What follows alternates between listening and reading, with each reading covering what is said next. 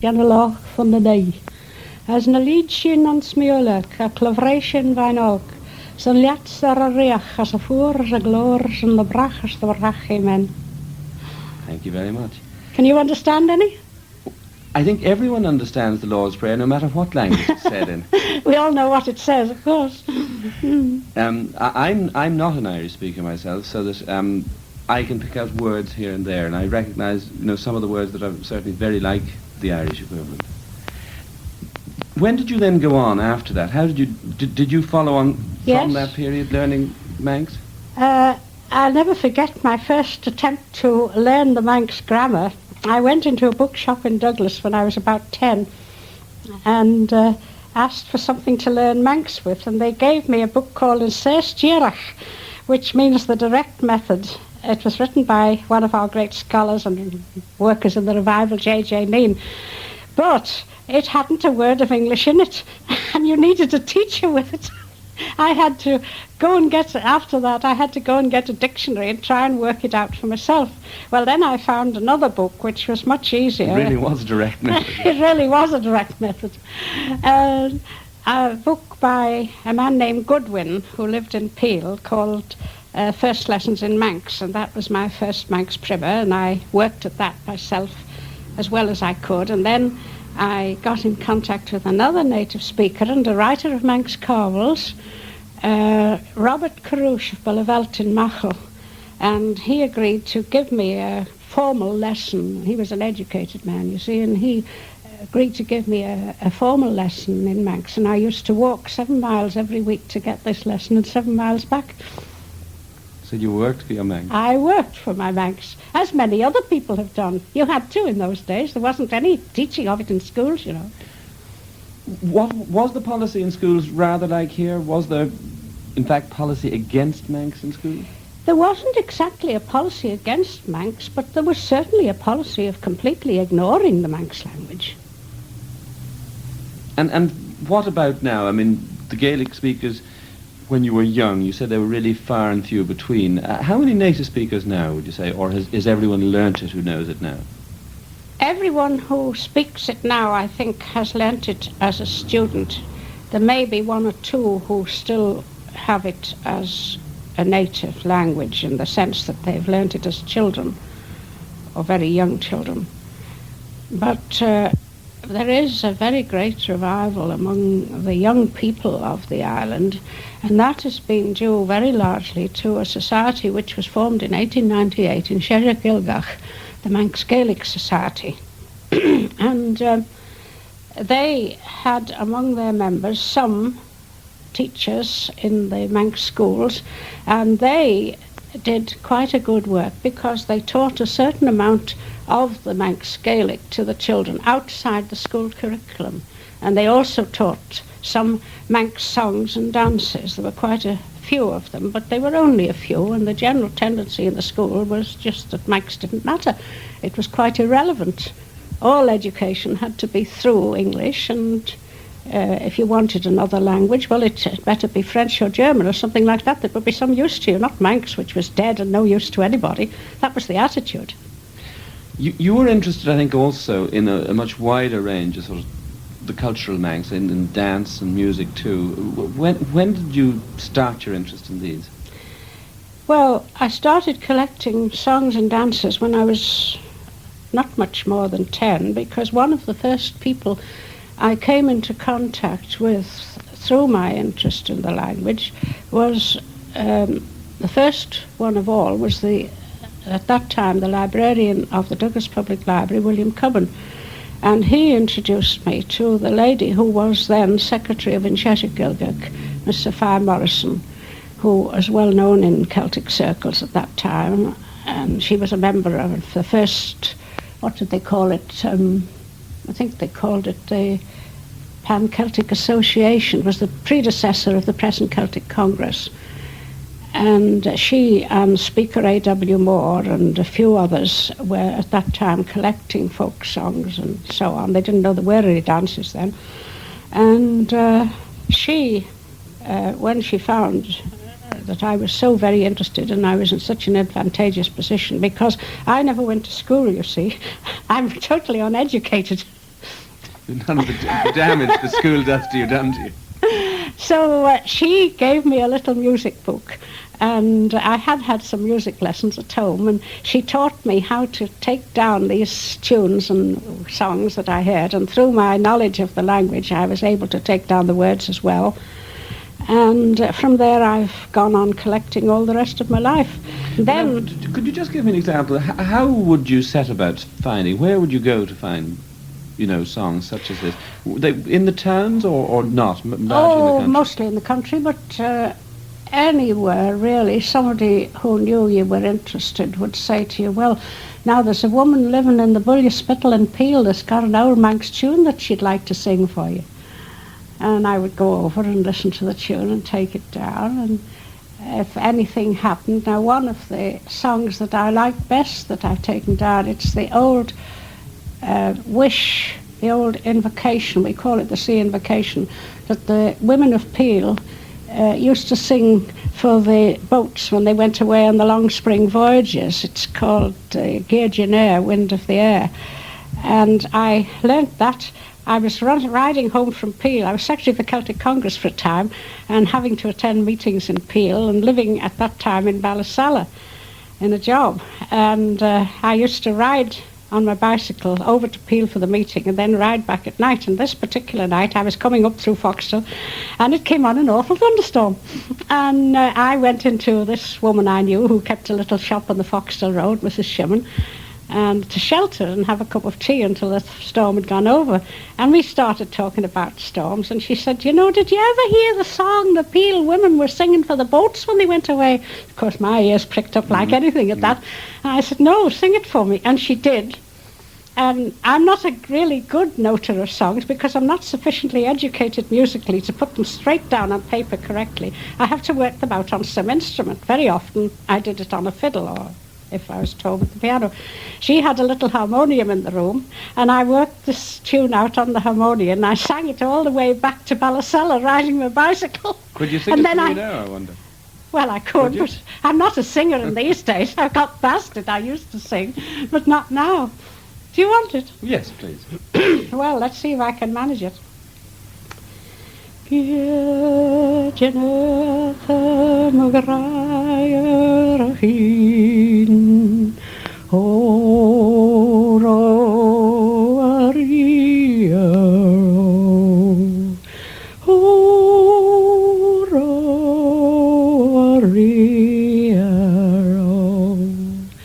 Jananierish cunas min oro ario oro ario Sjonas laudas azare Geruivar as manras there Slenta she as is the veil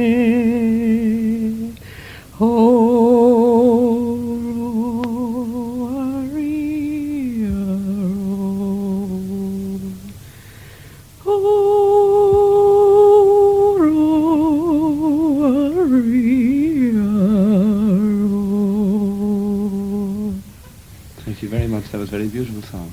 It's a lovely air, isn't it? It is. You reminded me now, when talking about the fishermen going away, about that other connection, if you like, between the Isle of Man and Ireland, which would be the connection through the Vikings and the cities on the east coast here and the Isle of Man. Is there any of the sort of cultural residue left in the Isle of Man which relates to them? To the Norse, you mean? The Norsemen, yes. Well, there are quite a few place names that originate from the Norse, the Old Norse, I think. And of course, the main cultural interest that the Norsemen have left is in the runic crosses. We have, I suppose, the finest collection of old stone crosses in our island, that is anywhere within the British Isles at any rate, and probably anywhere except in Norway. And that was again, you see, I told you that when the Norsemen really settled in the island, as many of them did after the period of the raids, when they were resisted and hated, later they took up farms and settled and married Manx wives, and as I said, the Manx mothers made Manxmen of the Vikings. But they had another way of influencing us too, because they sent to us some of their famous sculptors, and they settled. You see, the court at that time was, the kings of Man were partly Norse and partly Celtic, and they brought a lot of the Norse court people with them to the island, and among them were poets and sculptors and musicians. And they haven't left us much in the way of poetry or music, but they have left us art. They have mingled with the earlier Celtic form of the stone crosses, the interlacing work, and they have evolved a distinctive type of stone carving, which is neither really Norse nor really Celtic, but between the two it's Manx. It's not found anywhere else, although it incorporates a good many of the Old Norse legends. And that is the main Norse cultural influence that exists in the island today. I wonder, could I ask you now, looking at the long period of work that you've been doing with the various strands of Manx culture during your life, how secure is that culture now, do you think? I think it's a lot more secure than it was when I started learning Manx. Then it was, as I said, ignored in the schools, and the people who were interested in reviving Manx Gaelic and Manx culture generally were regarded just as eccentrics.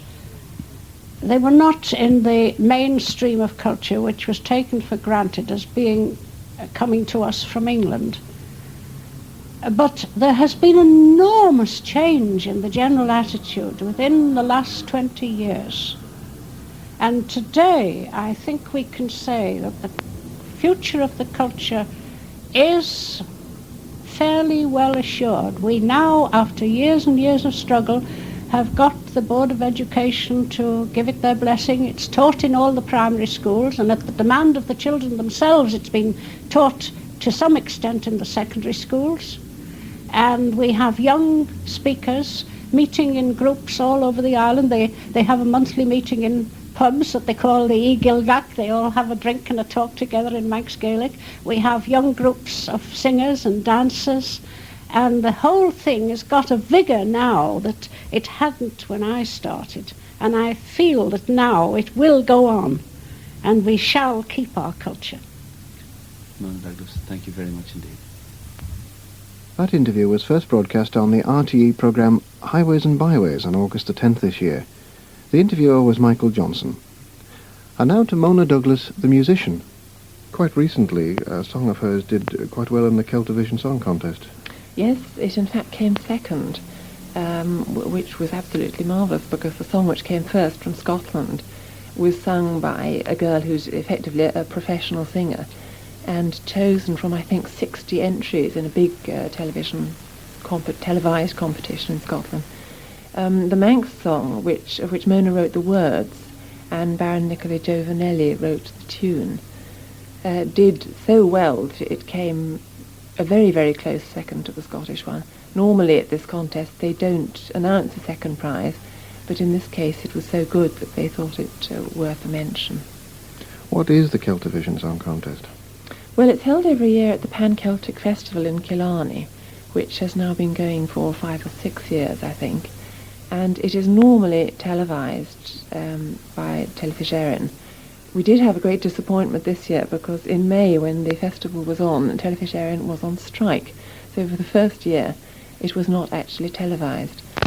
Fortunately, the Welsh television service afterwards did some filming of the various artists concerned. But I suppose you could say it's a kind of mini Eurovision Song Contest, specifically for the Celtic countries. The festival is attended by delegates from all the 6 Celtic countries. That's Ireland, Scotland, Wales, Brittany, Cornwall and the Isle of Man. And the Isle of Man, needless to say, is by very much the smallest country concerned. So that we came second this year was very good. The Manx song Eishlisha Heeden was sung by Christine Tier. This is how the competitors heard their fate from the judges of the Celtavision Song Contest. I'd like, first of all, to mention that we're very grateful to the adjudicators, Catherine MacDonald from Alba, Padr O'Killeen, Eire, and from Cymru, Gareth Lloyd Williams. From Bray, Polig Manjarad. From Cernow, Betty Pittman. And from Ilan Charles Gard. I will ask Con O'Connell to come forward and give you their judgment. Well, Sarah Yinchmin Dave na Tori, but while I'm doing a raw douche, go kite on air and some mortar shop. I just vision a doctor on Tara oil, I just being a mark on a conger. Ladies and gentlemen, I would like to say that the adjudicator's opinion was that this competition was of a very high standard.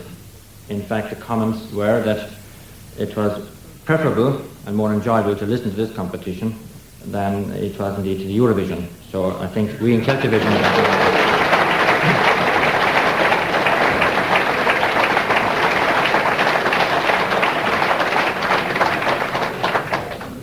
it was interesting to note, and this was the general opinion of the adjudicators, that the two songs which were chosen by the adjudicators differed in style.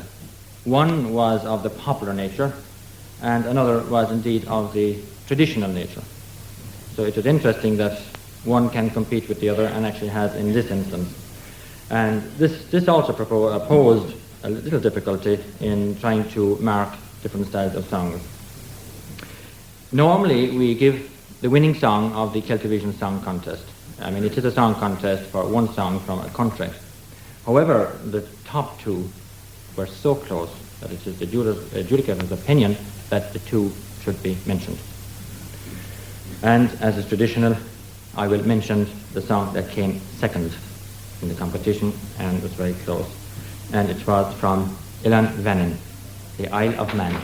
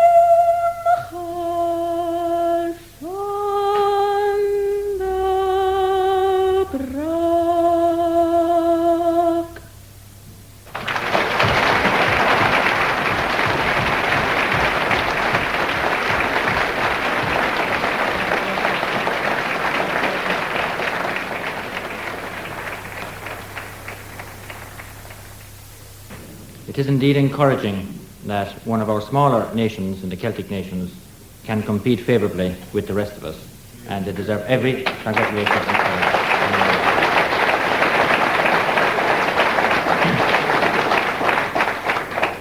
And finally, for the winner of this year's Celtivision Song Contest is Alba.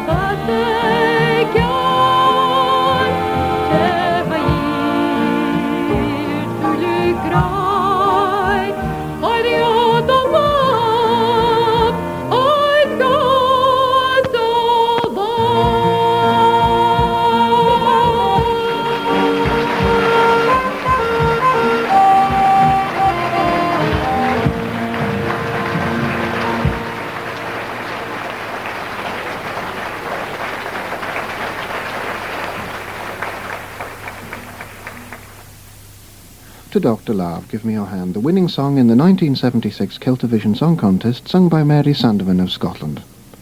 And it's with that we must bring our programme to a close. May I thank you, Val, for coming along to the studio. Thank you. And our thanks also to the Irish Radio, the RTE, for the recording of Mona Douglas, and to BBC Scotland for tapes of the Celtivision Song Contest. And most important of all, a big thank you to Mona Douglas. Slender she as is the veil,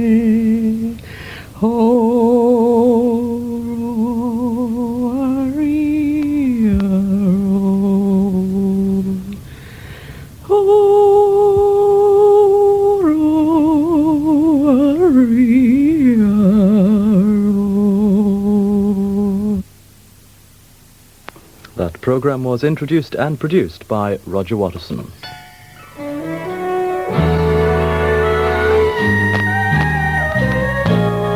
Manx Radio. You're tuned to today's religious programs on Manx Radio. Many of the promoters of these programs are interested in audience response, and they want to know your feelings and hear your views. So if there are any programs you particularly enjoy, please drop them a line or send your letters here to Manx Radio, Douglas Head, Douglas, Isle of Man, and we'll forward them on for you. Thank you. On Manx Radio, it's 7 o'clock and time for our first religious program. We present Kaleidoscope.